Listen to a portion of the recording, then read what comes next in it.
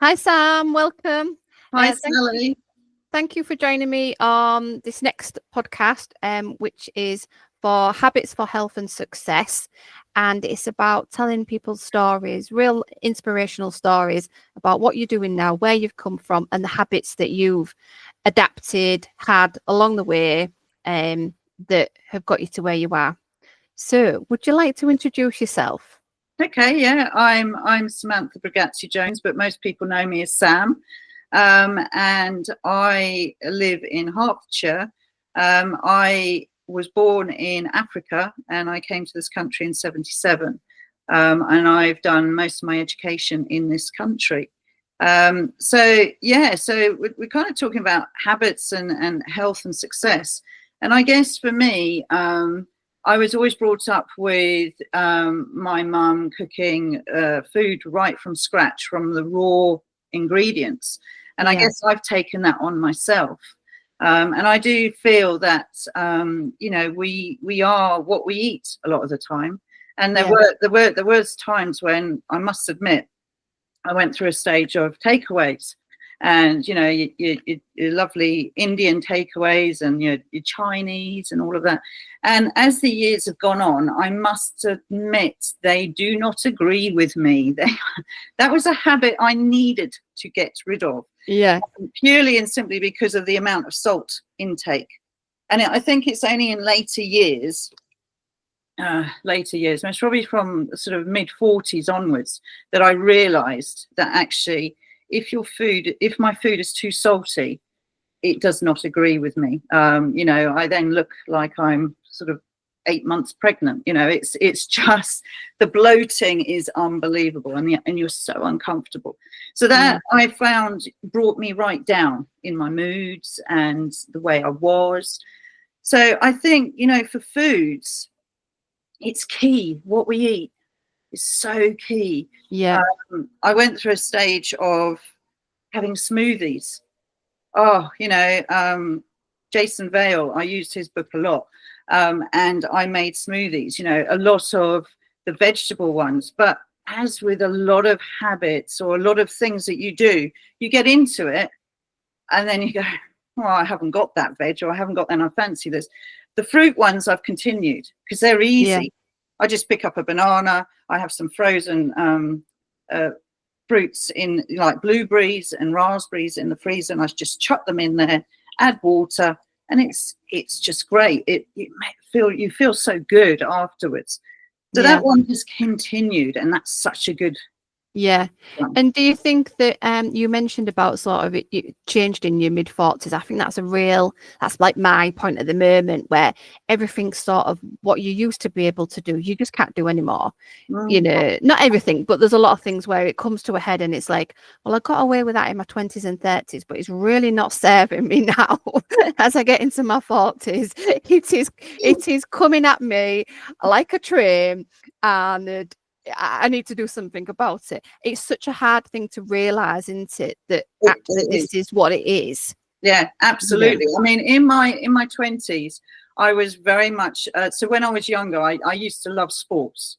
I excelled at sports when I was at school. Being dyslexic, that was my niche, my sports and art. I just loved them because I just did so well and I felt confident. So in my 20s, when I was working in advertising and graphics and all of that, I went to the gym religiously. I actually, I got really toned up, and there was a point where I then stopped. I think it was due to illness. Actually, I suddenly became ill, and I think it was due to stress of the job. So I became ill. So I got out of the habit, and it was hard to get back into it. And as a lot of people know, when they go to the gym, they tone up, and when they soon stop, it the muscle turns to flab, as you say. So and you're not feeling as good. That kind of floored me when in my early 20s. I was like, oh my goodness, I am doing all the healthy things, and yet I have been, and I didn't realize it was the stress of the job. It was the Right. stress of going into London and coming back and not having any me time. And I think a lot of youngsters don't realize about the me time because they go out drinking. I most probably drank too much then as well. So yeah, it's interesting. I think really for me, I suppose the mid-40s was when I was really like, I need to curb this. I need to curb the drinking. I don't drink anymore because it doesn't serve me. It literally, I find that I'm very ill afterwards. So I tend to have my green matcha teas, and I have a lot of water. You know, I have maybe one coffee a day, but you know, that's kind of, if you want to call it a sin thing. But although some people say coffee is actually quite healthy for you, so you've got to kind of look at it with what is. So, but yeah, I mean, for instance, you know, so I did a lot of gym. So going back to what you were saying, when you think, oh, I did that in my 20s. Karen, my wife, and I decided we'd go to the gym, and we went to do a Zumba class because I was going to the gym a lot, swimming a lot in my mid-40s. And I thought, well, we can go and do a Zumba. I'll be fine. In my head, I'm still 20. And we went, and oh my goodness, I thought, I need oxygen. I was on the floor, and there was poor Karen going, and the lady, I think the other ladies there found it quite funny, and they went, will you come back? And we're going, no, I think if you want us to have a heart attack, then yes, we'll come back. But no, I don't think so. Thank you so much. But no, so it's kind of that thing of you in your head, you think you're a lot younger than what you are. So for me, you know, now I do yoga. So I do the sort of things where I'm keeping toned and I'm keeping stretch, you know, all the muscles are stretched, but it's not an aerobic type of thing, which is what I did in my 20s. I used to do spinning and all of that sort of stuff. I was really into a lot, you know, badminton. I did so many different things. Could I do it now? Most probably not, you know. Yeah. So, Sam, you know, when you said in your 20s, you sort of ended up feeling ill, and then you realized that was stress. What habits was you sort of doing then? Was you in that real just couldn't stop mode, or I was on the treadmill of work. Eat, sleep, work. So I was on that treadmill of really trying to, and just being driven by just earning the money. At that point in my life, I just wanted to earn the money. And I kind of, you know, I think having my girls, because I was late 20s when I had my girls, that was the turning point. But sort of 20 to 29, I was very much on that treadmill of, and it was the stress. And you don't realize actually how stressful working is. You get into that mode, and before you realize it, you haven't got that work-life balance. And I would say I had more of the work and not enough of the life. Yes, we went on holidays. Yes, we had great times. I mean, I can't think the last time I had a holiday, but you know, now, but I think for me now, I have more me time, whereas back then I didn't. I really didn't. And it was literally earning that money just to keep, you know, to pay off the mortgage and pay off all those different things that we all know today. You know, it's that nothing's changed in that respect. But it was, I think being that young, you just want to just keep earning. I don't know, that for me, that's what it was. I just wanted to earn. I wanted to be really independent, and I didn't want to rely on anyone. So that was my I suppose ethics back then. And what happened when you came to the realization then that it was stress? Did that happen at the time for you, or is it looking back? It's quite interesting, because it wasn't until, so I was one of these people, whether it's just due to me and the way I was, but I didn't stay in a job much longer than 6 months, because that was my way of moving up the ladder. That's how I felt I could, you know, move up, because I was seeing men sort of on the same level as me, but they were going up and I wasn't shifting. So I was like, right, I'll resign and I'll go to another job. And basically that's how I did it. I got up, you know, from sort of being tea person right up to management by doing that, by shifting. And I think every time I moved job, there was a slight weight lifted from my shoulders. So there was that realization. But I think it wasn't until I had Tessa, my eldest daughter, that I realized actually how much of a strain those jobs were. So, you know, I then went into education, and I just loved being on the floor with the kids, playing, building blocks, painting, and all of that. It was totally different.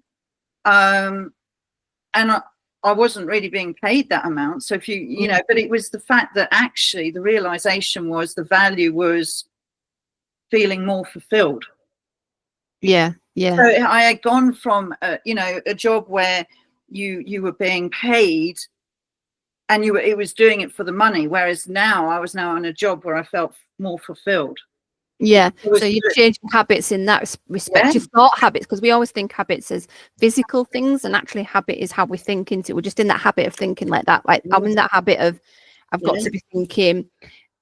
Changing it, anything that we do is a habit, isn't it? If we're constantly doing it. So you sort of change that mindset, that habit of being in that. Yeah, absolutely.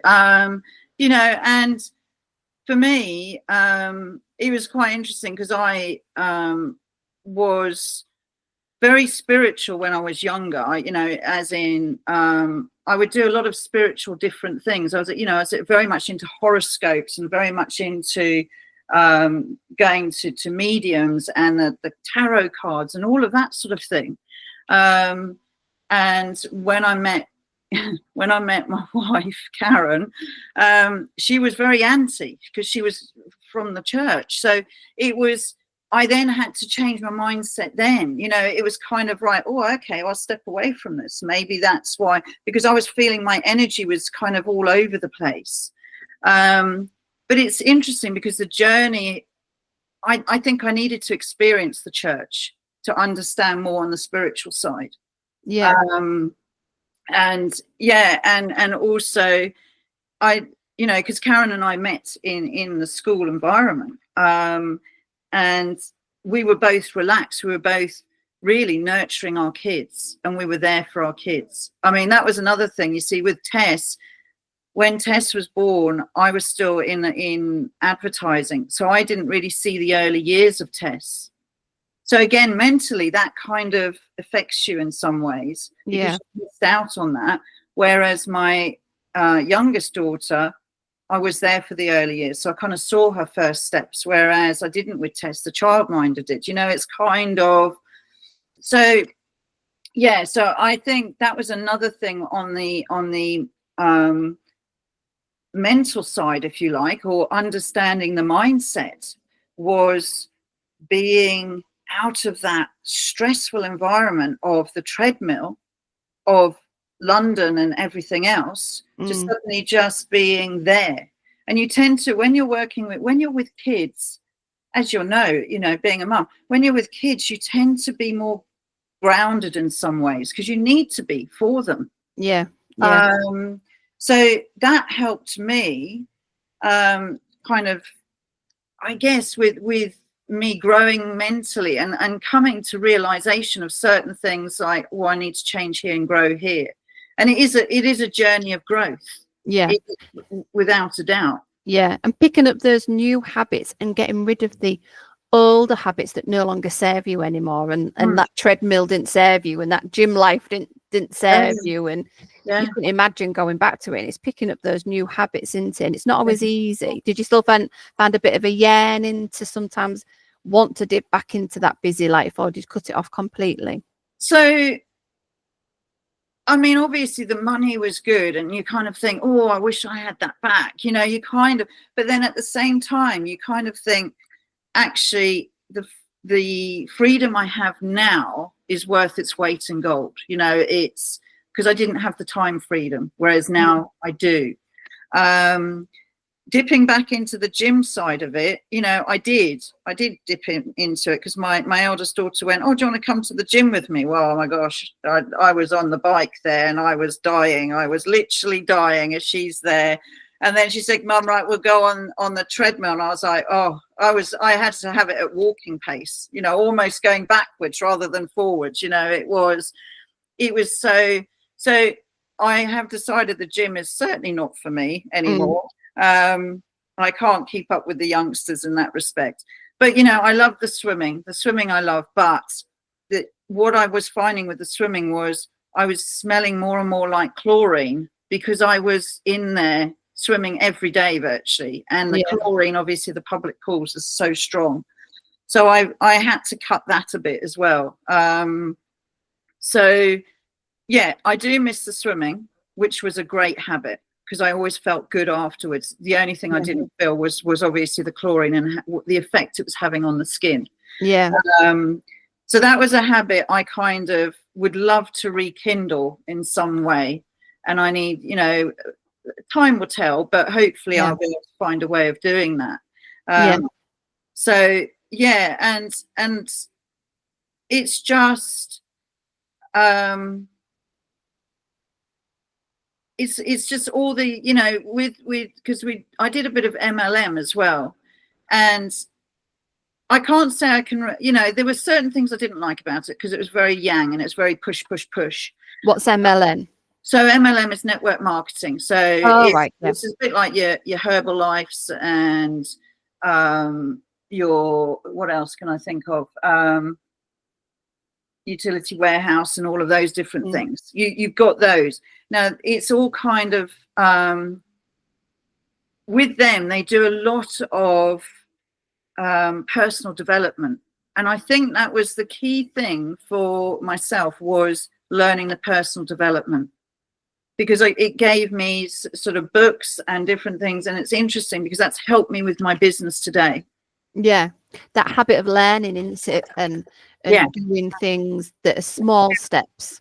Yeah, and it's that mindset, you know, it's understanding how sometimes we stop ourselves, we sabotage ourselves, and it's, you know, today I still listen to a lot of audios. I listen to you know, Wayne Dyer and Kyle Gray. I listen to a lot of those, which actually help me in so much as kind of understanding. You go, oh yeah, that actually relates to me.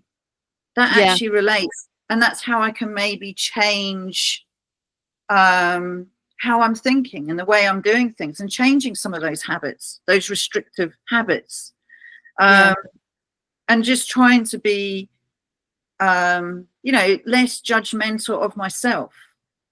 You know, I'm we are our worst critics, definitely. I mean, I am certainly my worst critic, and very judgmental of myself, not so much of other people, but always of myself. And it's not until you listen to someone or some of these audios or read the books, you think, oh my gosh, I'm doing that to myself. I'm not, you know, and it's understanding and trying to learn from that, and then stepping back. You almost want to step back from yourself. And looking at what am I doing? What are those things that I'm doing? There's like daily little things that are actually sabotaging myself, but I aren't realizing it because I'm so far in it. I can't see. Can you see, like you say, it's that stepping back or writing it down of what you're doing each day, and that journey doesn't stop. I think sometimes I come across where people might go, oh well, I've done that now, my development's finished, and it's like, no, there's another layer to unpeel. There's you know, you're never finished. Absolutely. You just move along, don't you? And absolutely. And you know, this is one thing I found is if I revisit books or audios, I was like, I missed that the first time, but that was because I wasn't ready for it. And I've picked up on it, and it's then helped me to grow even more. And it's helped me with a lot of things, like, you know, some of the courses I've done. You know, my holistic journey started with reflexology, and it was quite interesting because I was talking to Karen about it, and I said to Karen, because obviously my reflexology I started just before lockdown, and then we had lockdown, and Karen had reflexology every other day, and so did my mum. So they both had the benefits, because I thought, well, I need to keep going. I need to get my case studies, and I just need to have this so it's automatic. And it was interesting because not only when you're giving reflexology, you are actually helping yourself. So not only is the person having it, I'm having it because I'm using my hands. And so I'm almost giving myself hand reflexology. Yeah. And it's interesting because it changes your mindset. It changes certain things that you do. And I think I was talking to Karen, and I think based on her having her reflexology, she decided unconsciously to then go into having coaching, and she then developed her journey through that. Yeah. And then got her spiritual side from there, so it's fascinating how and for me, the reflexology then from there, even though I had dabbled in Fengshui for a long time, 20, 30 years, I actually then decided I would do it and get a qualification. So it's interesting how your certain practices that you might do, whether you have massages. So in my 20s and 30s, I used to go and have massages done, full body massages, just to alleviate that tension. And it's fascinating how by having some of these treatments, it can help you start to grow and maybe start doing things that you hadn't even thought of. Yeah, people sometimes go, oh, they're a luxury though, don't they? As in, like, I haven't got time. Time, like you said about time, we talk about money, but we time is the biggest thing, because then the time and the money together, you'll be like, well, having a massage isn't a luxury in the sense of it is, but it's also a real self-care thing, and there's ways around it, or just dipping your toe in and trying things, or getting a tester or a taster somewhere. And yes, it does cost in the luxury sense, but we see it as, oh, I ain't got time for a massage. Me having a massage, we forget all that sort of gorgeous self-care stuff, don't we, that we need to keep doing. Absolutely. And I think that was something that I've taken on right through from my 20s right through. I've had some sort of massage all the way through. I don't know what sort of drew me to the reflexology thing, but maybe it was, I think I know what it was. With obviously a full body massage, you have to take your clothes off, and I was thinking, not everyone wants to do that. No. I'm thinking, well, with reflexology, all you got to take off are your shoes and socks, and that's it. That's as far as it goes. So I just thought, well, that's really, really easy. And it's that habit. The habits kind of just followed me through. So, the healthy eating has followed me right the way through. I cook from scratch, and, from the raw ingredients, and I don't use any additives. And it's interesting when we do go out occasionally to eat, it doesn't sit well with me because I don't know what they've, it's lovely food, and it's like, yes, I don't have to cook. Oh, that's lovely. But for some reason, it tends to be quite heavy on me. So, that's a definite habit that I continue to use, and my smoothies, the yoga, and I've just started doing also qigong. Oh my gosh! Oh right, yeah. So qigong is a bit like Tai Chi, but it's I've tried Tai Chi, but I actually prefer the qigong, and it's amazing. I feel so much lighter afterwards. So if I can't do my yoga, I do the qigong, and the meditations. They are definitely ones that really help. And it just helps to ground me. So you know, my daily routine at the moment is the meditation, the yoga, in the mornings, and walking my dogs in the fresh air and connecting with nature. So if it means touching the leaves on the trees, or giving, you know, actually just touching the trees, and you know, and just being there present is just one of those things. If I don't do that in the morning, I just find I'm a bit floaty and I'm not really there. Yeah. And then in the evening, what I tend to do is clear my chakras before I get into bed. You know, it's one thing. It doesn't matter what time it is. Sometimes I've been getting into bed at sort of like 1 o'clock in the morning, because I find my me time sometimes is in the evenings when I'm not distracted.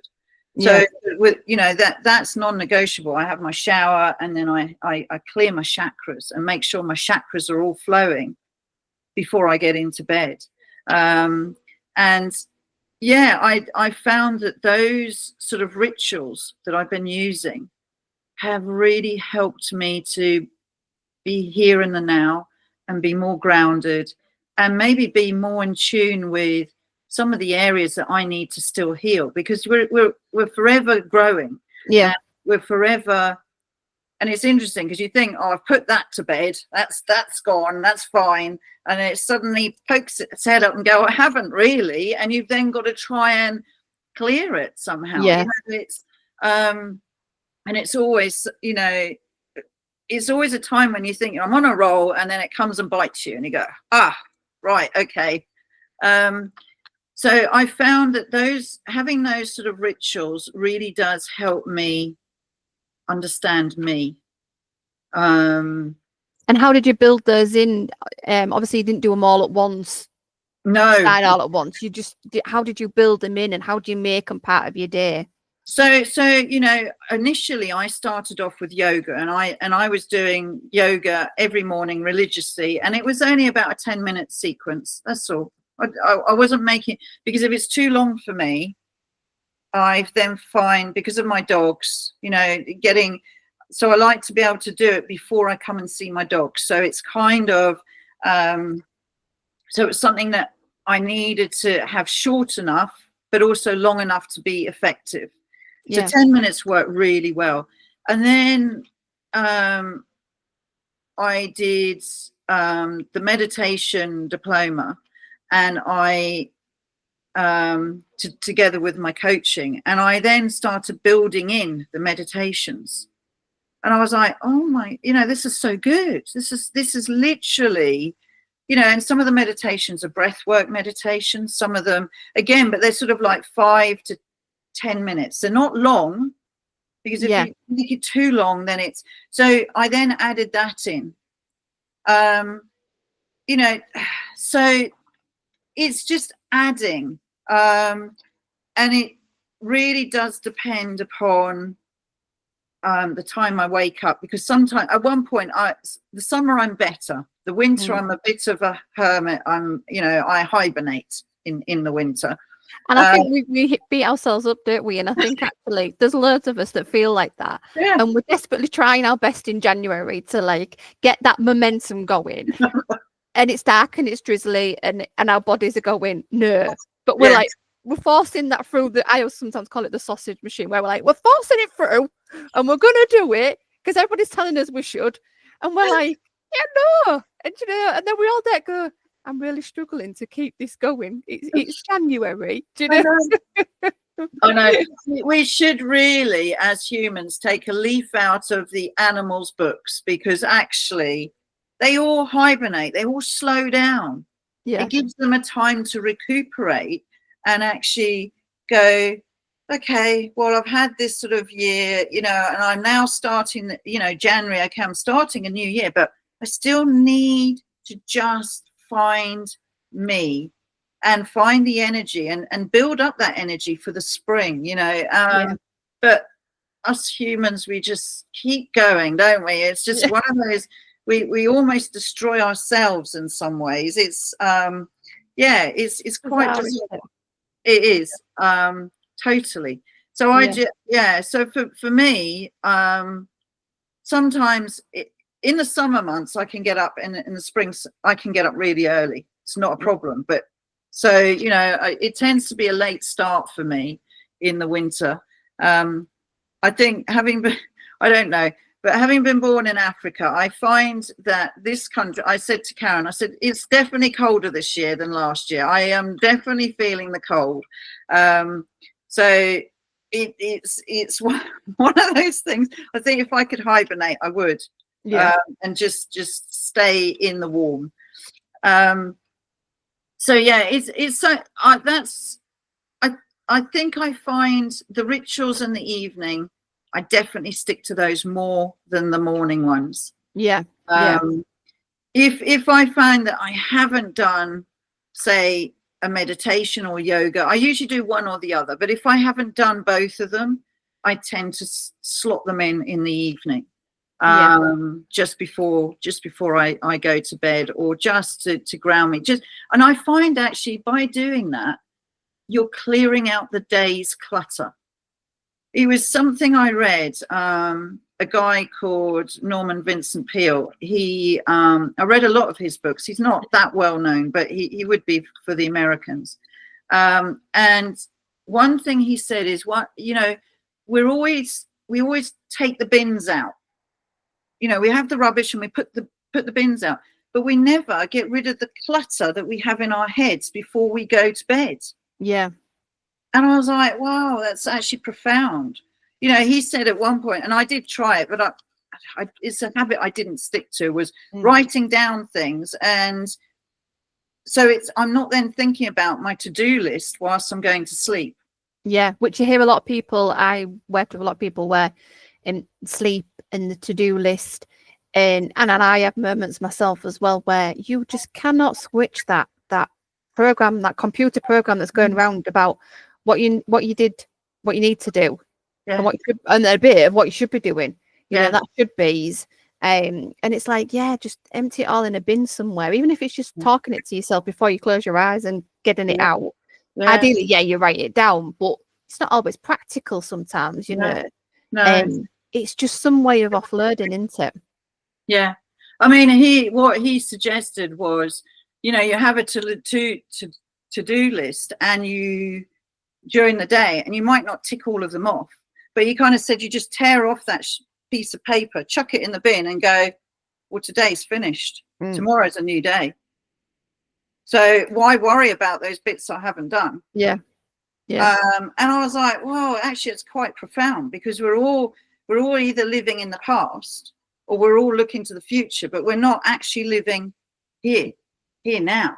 And we you know, who knows? You don't know what the future holds for you. You only know what right now is holding for you. And I was like, well, that's so true. So at one point, I have a blackboard with a list of things. So obviously, you know, I've got tonight's meeting that we're on, and I've got that on the blackboard. That blackboard will be wiped clean, whether I've done everything or not. That will be all wiped clean, and I then just do a few key things for tomorrow, and then that's it. I don't have to worry about it, and I just write it on the blackboard, and I know that when I come down, oh yeah, I've got that, and it's something I'm not taking to bed with me. And that's that physical clearing as well as the mental. You've done the physicalness. So that's another habit you've brought into your day. Into there's all those small little ones that you don't realize, but are part of your mechanism of you know. Absolutely. And so, Sam, I was going to say, you do now do a different type of business, don't you? I mean, explain a bit about that and what habits got you into that, do you think, and keeps you going? So I now do, it's very holistic, the business I do. You know, I still do the reflexology and the crystal healing, but I now am bringing in my coaching and the feng shui, and the feng shui is something. It's just amazing, because your space actually reflects you and you reflect your space, and a lot of people don't realize that, you know, certain areas of your home are for different aspects of your life. So some parts of your home are to do with help for people and mentors and travel. Some are to do with your father, some are to do with your mother, some are to do with how people see you. So your reputation, your fame, money, abundance, opportunities, family, your health. Your health is at the center, the core of your home. And, you know, that needs to be a place of, certainly with no water in it, because you don't want your health to be over watered. You certainly don't want any kind of water in those areas.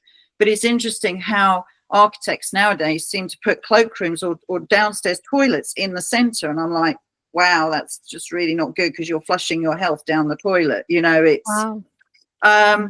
so it is a fascinating thing, and for me, the feng shui has basically helped me to evolve as a person and helped me to heal some wounds that I may have had along my journey.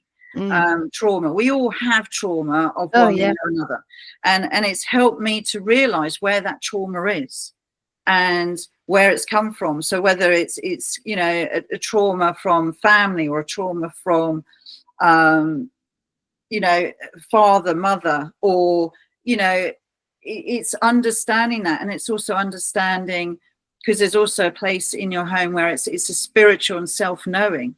And if those areas are very cluttered and there's not a lot of movement in that area for the energy to flow, it could be that actually you're restricting your self-knowing, restricting your spiritual growth, and we're all spiritual creatures, whether we like it or not. We are all spiritual and we're all energy. It's just whether we want to tap into it. And it's and the opportunities and abundance. You know, people tend to go, oh, abundance is money, yeah. But it isn't. It's the abundance of the water, fresh, beautiful water, which we, you know, a lot of this country we're lucky to have, but there's a lot of countries that don't have that. The abundance of just the greenery and the plants and all of that, and the animals that we have. You know, that it's, and your home literally does, your space reflects that.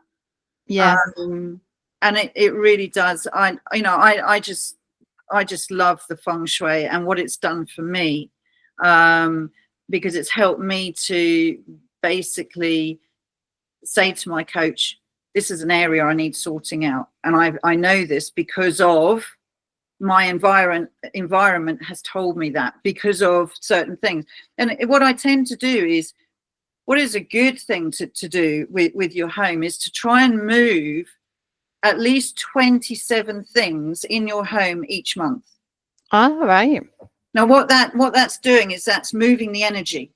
So otherwise you've got stagnant energy. And a lot of us don't think of that, because we think, well, okay, I'll go to the gym, or I'll do this and I'll do that, and I'm really working out. But what they forget about is their environment, because they might then come home and feel really heavy, really tired. And there was a point where I came home and I felt that. And I was like, what's going on? And I'm known with my family for shifting stuff around. They're going, oh, God, Mum's at it again. She's shifting stuff around. But it's good, because once I've done it, the energy lifts. It's a bit like with the decluttering. It also goes together, doesn't it?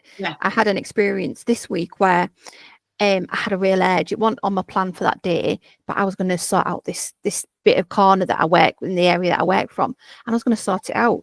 And then I got this real heavy feeling of like there was some message I was like, so a little thing I was missing that I couldn't think what it was.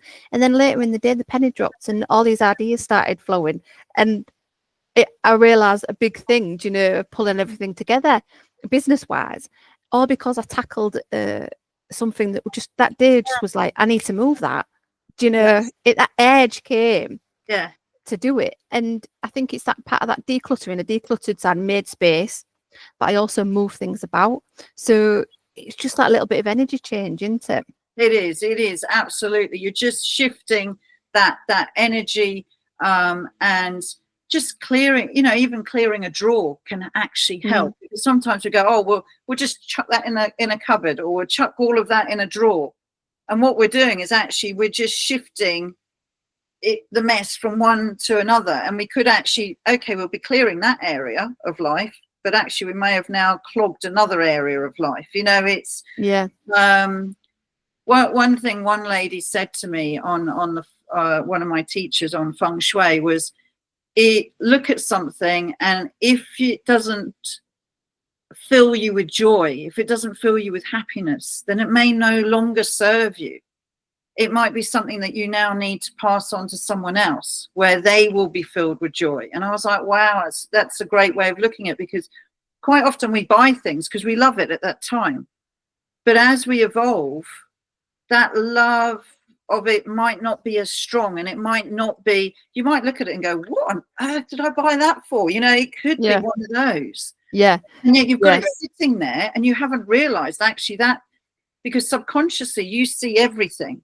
Consciously, you might only see a couple of things, but that subconscious thing, if it's something you don't like, subconsciously, it will be bringing you down. It will be affecting your energy in one way or another. So yeah, it is the most fascinating thing, and it's also the fact that we, you know, there are 5 different elements to the Feng Shui. And it's getting them all in balance, you know, so you've got your fire, your wood, your earth, your water, and your metal, and you've got all of those, and you just need to have them balanced so that there's a flow. And it's a bit like nature. If you think about it, nature is in balance. There is a balance there. It's only when man comes along and starts plowing up stuff that it's then out of balance. So it's just making your home the same. So you're balanced. So you feel that. You know, one thing I found was when I went to some workshops, and I would come back buzzing. So sometimes you go to workshops, you come back buzzing. But you walk in your home and you go, I wish I could have bottled that. Yeah, because you can feel that like lull sort of thing. Yeah, because you're like, well, what's happened? And it's because you've been in a room where the energy is high, and also a room that is almost empty, other than bodies, if you like. And you come home to your things everywhere. And that's one thing, you know, that's a habit. You know, you collect things over time, and it's a habit of, actually, I don't think that serves me anymore. I need to either pass that on to someone who will love it. So either give it to charity or give it to a family member who loves it, or sell it, one or the other. But if it, you know, and I've done that on a few things, and literally it's lifted. But yeah, I think with the Feng Shui, it's definitely been life-changing for me. And it's definitely opened up other doors. Without the Feng Shui, I wouldn't have done the coaching. Without the Feng Shui, I wouldn't have done angelic Reiki. You know, there's a lot of things that opened up other doors, and it's interesting to see where maybe what other doors are going to open now that I've got all these other modalities, and see how it just develops. But I just think with a lot of people, they don't realize how much the environment actually, either their work desk or their homes, how it really does affect them. It can affect them health wise as well, especially if you've got any kind of stress lines in your property. And it's just it's a fascinating subject, and I could go on and on and on, and I don't want to bore everyone with it. So I find it fascinating, but I think the key takeaway is to build on those habits of daily habits, the rituals, the habits that you do, which is what's brought you success and a journey into it. It's expanding on those habits and not having them, because you can become quite fixated, I think, as well as like, this is my habit, and only see that, and then not bring new things into it. Yeah, and that's so true, because I know there was a point, you know, it's a bit like at the beginning of the new year, what are you going to bring in? What habits? And you break them within 2 weeks. You know, it's like back in my early years, it was like the gym, or you know, I'm going to be on a diet because I need to lose X amount on weight. And it's fascinating because then you actually get really frustrated and cross with yourself because you've broken it. Or you don't, or you get to the stage, which I used to do, is like, I'm not going to tell anyone, because then I don't have to feel guilty, and they can't go, oh, you didn't stick to it. Yeah. It's and I think, you know, with age, you kind of then you kind of go, well, I'll do the things that serve me, and I'll do it throughout the year. And that's why I never go, well, this isn't new for the new year. No, this is going to continue. Yeah, it's going with the flow of where you are, and and it's just being authentic to yourself. And I think a lot of us, or certainly for me, I think my ego was very much, especially when I was younger, it got in the way, and always trying to prove myself. And I think, you know, with age, you start to believe, well, actually, this is my authentic self. I don't need to prove it to anybody. I don't need my ego to get in the way. Yeah. And it's interesting when the ego does get in the way, how things start to get a bit, you either become angry with yourself or frustrated. You know, there's not as much peace and flow and grounding within your life. So it's just being aware. And I think, you know, I've said this to my girls, and yet my girls are, well, what do you know, Mum? Okay, you'll find out. Yeah, well, it's a journey of life, isn't it, as well? It's almost like that journey, but I think we sometimes look on it and go, oh God, I can't change, or I can't bring in new habits, or I can't explore new things, you know, when actually you can. And if they don't sit right for you, then there's something else, but you've already taken that one step that's opened the doors to something else, or that little routine that you get into, like you say, meditation. I think one of your key takeaways, Sam, is that we all think it has to be big things. I need to daily do an hour's yoga. I need to sit and meditate for half an hour.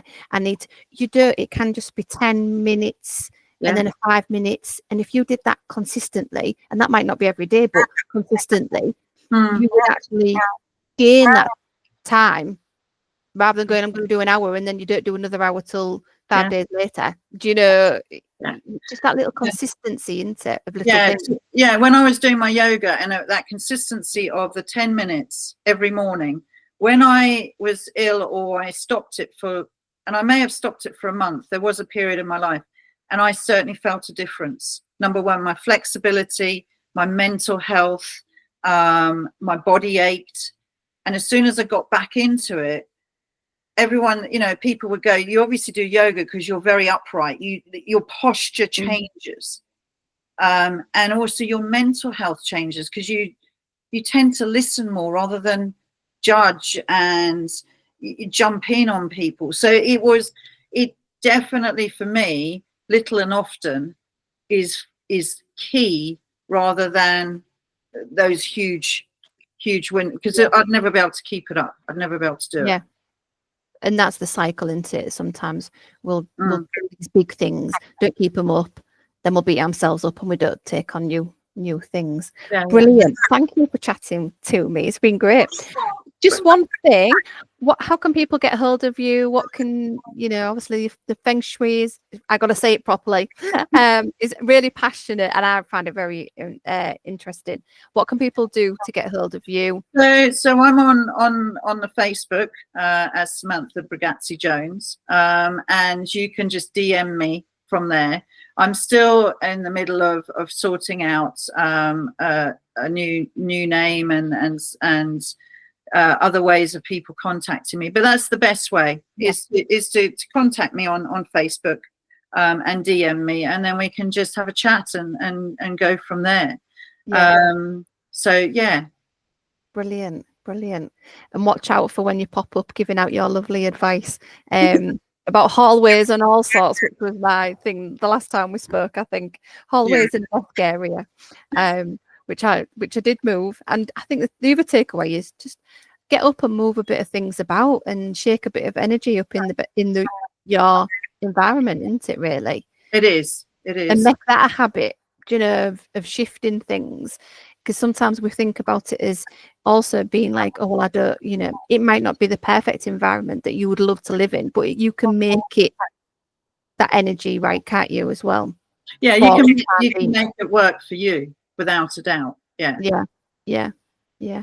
Brilliant. Thank you. And hopefully people will contact you, Sam, just to pick your brains, if nothing else, on the subject and your habits.